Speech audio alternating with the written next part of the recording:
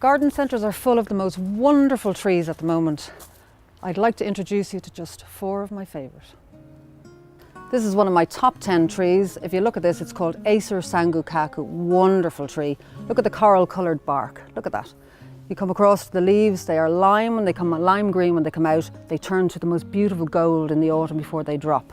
So you've got 3 seasons of interest. Spring, coral coloured bark for the winter, and the autumn colours comes in the gold leaves just before they drop. Doesn't require a very special type of looking after. In fact, if you just keep it out of a wind tunnel, it'll be fine. You could also put it in a big pot. Gorgeous if you have a little courtyard garden. Fabulous tree. You can get a smaller version of this tree. This is a fully grown one almost for a pot. Obviously they're going to be much cheaper if they're smaller, 2-year-old maybe, and well worth the investment. Here's another one of my top 10 beautiful trees. If you look at this one, it's Wisteria sinensis. It's obviously shaped to go on a wall. We could grow it as a standard. If you're going for to train it along a wall, go for Wisteria sinensis. If you're training it along a pergola, go for Wisteria Floribunda. A couple of interesting things about this: you have to prune it. If you don't prune it, you don't get beautiful flowers.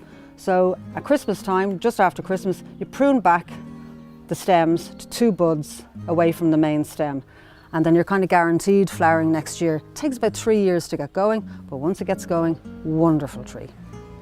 Here's one of my favourite trees. It's a Prunus Cherry, and I particularly like the way this beautiful pink flower reacts to the burgundy leaf. Just really highlights and shows it off. A couple of interesting things about a cherry tree is you do not prune in the winter, you leave till the summer.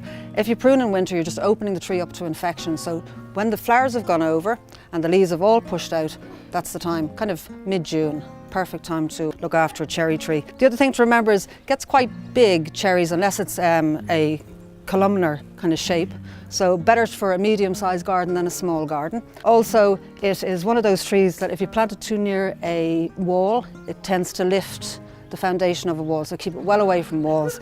Perfectly situated in a nice big space in your garden. Give it a bit of room because that's going to go quite big and they're going to show off those beautiful flowers in years to come.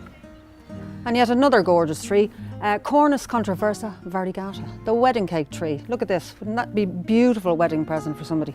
It grows in tiers like a wedding cake. So it needs pruning from the off, but as long as it doesn't have 2 leaders, you cut it back to 1. If you can see here, it's just had 1 taken off and it's gone nice and straight.